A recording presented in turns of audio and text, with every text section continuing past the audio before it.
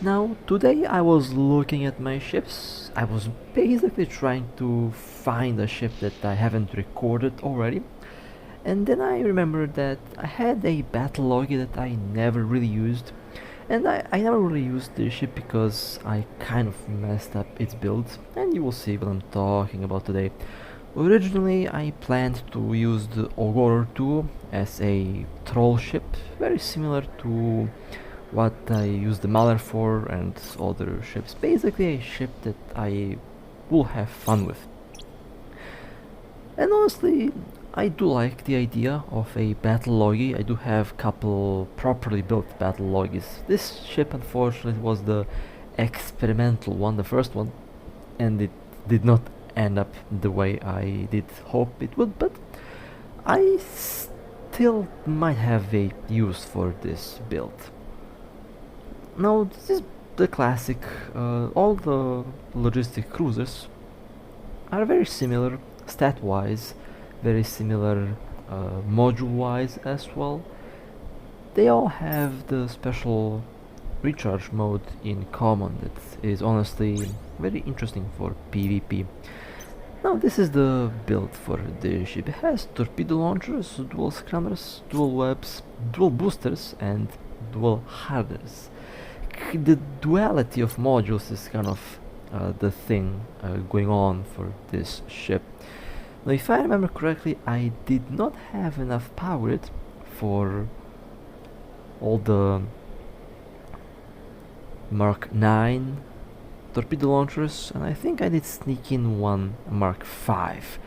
I was also looking forward to the test medium torpedo launchers, but for some reason they seem to have vanished from my station here. I might add those when I find them. But yeah, this is generally speaking the build that I wanted to use. Dual large boosters, dual adapters and integration rigs for shield. On paper it does repair a lot. It's able to fully recover the whole shield in a blink of an eye, which is what I was actually kind of looking to when I built this thing. I imagined it to be used against sniper battleships or some battlecruisers to basically orbit at 0 and not take too much damage. However, the main problem with this ship is the capacitor and power grid. The idea would have worked really well if only I was able to slap only one medium Nosferatu. It does have the recharge mode, which honestly, as I mentioned before, is surprisingly good for PvP, and honestly, it's the thing that's making battle logis work the best. Even before implants, battle logis have been very interesting and very popular, especially since they are excellent bait ships for those high DPS pirates, and they were able to easily outtank most of the DPS glass ships back in the day. I'm very sure they can still do the same thing. Now I'll just have to add a damage control, perhaps change the modules a little bit. And yeah, you can see that those boosters definitely eat a lot of capacitor, which is to be expected. A large booster, dual large booster on a cruiser hull, what can possibly go wrong? And later I actually decided to try out a build with armor repairs, and I did end up liking the armor repair build a lot more than the shield booster build. The shield booster build does repair a lot of shield. Docking I'm request not going accepted. to deny that, but the armor repairs seem to be working a lot better with the capacitor on the cruisers.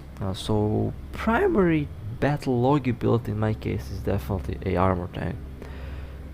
However, I do like the concept of something what I've done on the Augoror, for example. Dual large boosters is just silly, and the fact that this thing doesn't have a lot of shield by default means that it's able to recharge the shield very quickly. And this is also the idea that might work with this ship, using the level 45 pulse crystal attribute that allows you to basically eat shield to gain extra capacitor, and with that implant, I would say this build would definitely work the best if I had the pulse crystal implant on level 45, and if I used the level 45 attribute, because I would have infinite capacitor, easily able to repair over 50% shield per cycle, and the implant will only use 10% of shield to give me capacity, so definitely will work really well. Repairs 2.6 thousand. I have about 5.4 thousand in shield, so yeah, it does repair about 50%, I think. This is the build with a damage control, definitely a bit easier on the capacitor, but I kind of have a lot of free power. Docking request accepted. And I initially did plan to try out the single large booster build, but it did feel like it did not, it had potential for more. But with one booster you can easily slap one Nosferatu. For some reason I'm unable to slap a large one, and that's probably because of the large booster. Would have to lower the meta level of the large booster, probably a green one in this case. Would impact the tank, since with the faction, with the C-type in this case, I basically get the best repairs. However, if you like one large booster and a large Nosferatu, definitely a green shield booster is going to work. I still have a lot of power, even if one medium Nosferatu definitely requires a large Nosferatu, but unfortunately in this case at the moment I am unable to fit one. If I had the modified one, that would definitely fit, but yeah, don't have that for some reason. I did have all of the modules here in the station, or maybe I just did not see them, but I used to have them. Not really sure where they vanished. Dual Nosferatu builds can also be very interesting, and it's something that I've been thinking about. Basically, you will be capacitor stable with dual Nosferatus in the recharge mode, with a single or with dual boosters. Dual medium Nosferatus, dual large boosters, and the recharge mode should allow this ship to be capacitor stable. It is nice. Also a little build that I like when it comes to the Augoror 2. But today, when I undock and play around with this thing, I will be testing out the original build, because I don't know if maybe I did, maybe I didn't, I honestly forgot. I need to double check how this thing worked. And we have received a bunch of different updates, so it might have been changed. But yeah, power is almost filled up to the top. Maybe I can actually enhance the power a little bit more. Of course, I can also change the overall ship performance with general units, which is also a nice thing. I think I already have general units for the ship booster on this ship. Maybe not, but I can definitely enhance the shield booster if I didn't. Which in return would actually make this thing quite the interesting boat. But in the end, I still find that Armor is definitely working a little bit better. And when I say a little bit better, I would say much better. Autopilot engaged. Anyway, let's undock and let's play around with this Undocking. thing. Now, a very important thing to note when it comes to the battle log is you can actually warp with the recharge modes enabled. This is something that not all special modes do. Warp drive active. I'm going to say this right away. At one point in the future, the logistic cruisers will lose the built-in special mode, and it will have to be purchased from the market. And I also would say that the battle logis will probably get a 6th medium slot, which will make them interesting to say the least, since the recharge mode, while being nice, you can actually make the build work in a different way. And I would say in this case, losing the recharge mode and gaining a extra medium slot will benefit these ships a lot more than warp drive active. what we have seen on the navies and what we have seen on the striker barrages who lost the built-in siege mode but gained a medium slot in return. We can expect this to happen with every ship class.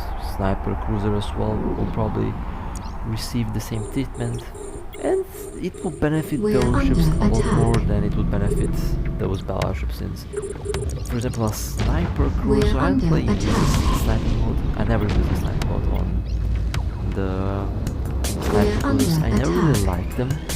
I was never really a fan of the sniper cruisers. Did try them out, but did not end up liking them because all the ships just did the job just better.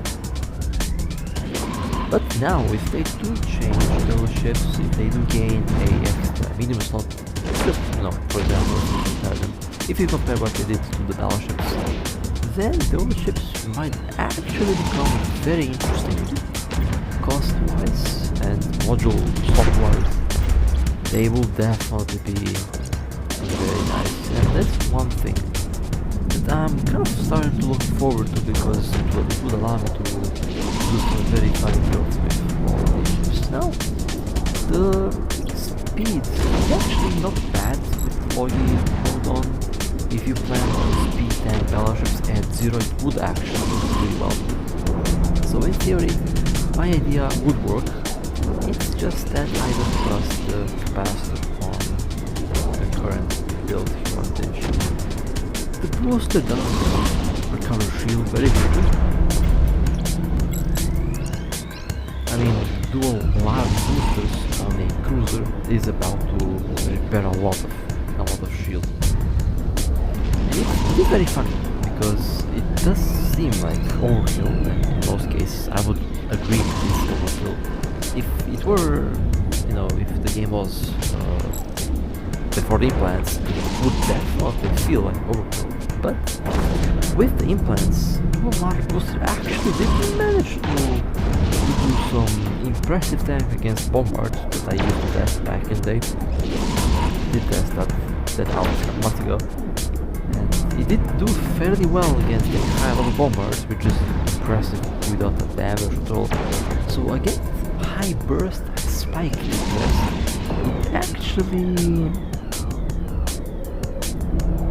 it's actually doing solid.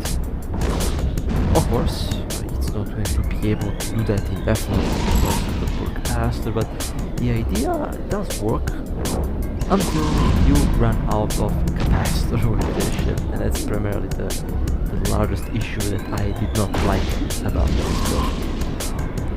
In my personal view, when I built this ship, I kind of called it a failure, I think, because if it doesn't really tick all the boxes in my book, that's a failure. And yeah, this build right now on this ship is still, in my book, a failure. While it doesn't really look like a fail, it does have some use. I guess it is able to be used, and in some certain occasions it will actually be pretty good, but its primary objective is, I feel like, a hit or miss at the moment.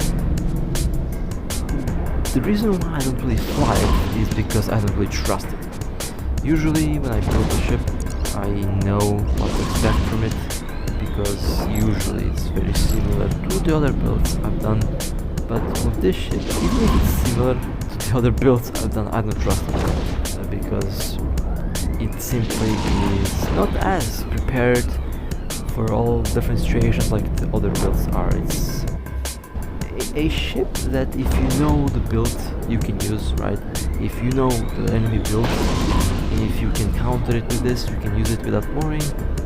With other builds, they're kind of multi-purpose, universal, and you can use them against pretty much everything. Not the case with this, so that's why I'm saying this is partially a huge failure that I built. However, say it's not bad tank-wise.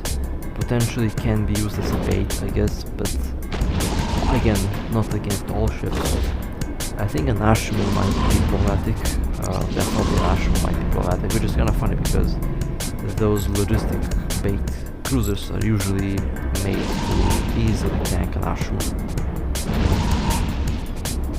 However, if it were a armor tank, if I had some Nosferatus with the recharge mode, it can fight an Ashman quite easily. A shield tank, a battle Logi versus an Ashman will lose probably, since the Ashman will use lasers, and lasers, EM and thermal will melt shields. Armor on the other hand will do fairly well versus lasers, has much better resistance against lasers, so this little ship in that case would actually work much better for an armor tank for just an Ashman, but for other ships it might not be much of a problem until you run out of fast. So overall, the idea is definitely kind of funny. This is one of those ships that I just went all out on and decided to test something out. I mean, it's definitely very fun to just look at the shield, just to get to 100% in less than 60 seconds. And it's, I guess, the good thing about this thing. It's able to repair very, very quickly. And if you actually manage to speed tank the enemy, if you're not taking too much damage, it would actually work really well. If you can balance and occasionally just use the booster when required, it definitely will do just fine. If you have the level 45 pulse crystal, this would work perfectly fine.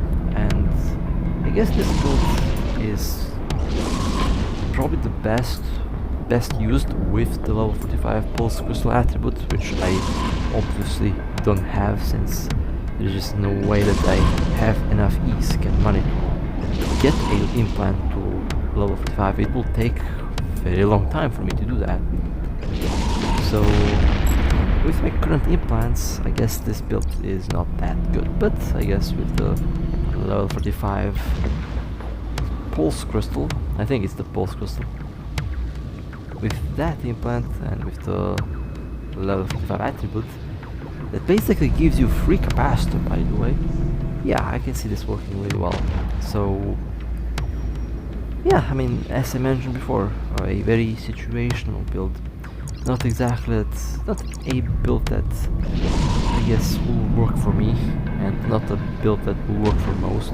But you know, the idea is out there, and if you do happen to have the level 45 pulse crystal, you can definitely try this out and see how it will work. I did the same thing with a bunch of different ships on the test server. Unfortunately, I'm unable to test stuff on the test server. Rest in peace, Fulmination will be missed. But I did the same thing with the Revelation. I did the same troll build with the, what's the name of the ship again? Apocalypse Navy. Unfortunately, I would love to do the same thing with those new ships, but yeah, rest in peace, test server. With those shield tank ships that don't have a lot of shield volume, this type of build is actually going to be really good. Now, when I built a ship, obviously I aim to make it usable for everyone, and in this case, unfortunately, this build right here in this current state with dual boosters with no Nosferatus is a fail, because it's, I mean, obviously it doesn't need to be explained, I already did that, but it's not a build for everyone. It's a build that's going to work really well only if you have a level 45 pulse plan. That basically gives you free capacitor, and yeah, that basically replaces the need for Nosferatus. I mean, the free capacitor from the implant and then the free recharge from the recharge mode, yeah, it will work really well. But for me in this case, and probably for most of you watching the video, this type of build is not going to work. So yeah, this was a little fail build that I made. I just wanted to share how it works and the idea behind it. It's honestly not a bad idea. I like it because there's some very funny builds with, you know, multi-booster builds with the battleships and cruisers. This is kind of also inspired by that a little bit. But such a build is just not going to work in most cases for vast majority of players, since most of us just don't have these crazy implants on a high level. My highest implant is the bombard, and I don't think that I'll have enough ESC for another high level implant for a very long time. That's the amount of ESC that we're talking about here. In any case, that would be the Augoror Battle Logi failed build in this case. I mean failed build. Maybe I'm too harsh on the build, but you know, if it doesn't tick all the boxes in my book, it's a fail. So yeah, I don't know how much is wasted on this ship. I built it a couple months ago, I never really used it. But it was definitely fun to see how this thing would work. And well, with that being said, hope you guys enjoyed this little ride with the Augoror 2. I will do different battle logi with armor next time, I believe, and I might actually use that ship for fun. We will see. I also Autopilot engaged. Build up. So I do have a bunch of ships to build. I also have some things to get a bit more ESC. Warp drive active. In any case, there's going to be some very interesting builds up ahead, and with that being said, hope you guys enjoy. If you would like to support me, feel free to like and subscribe. And with that being said, stay safe, play safe, and as always, I'll see you next time.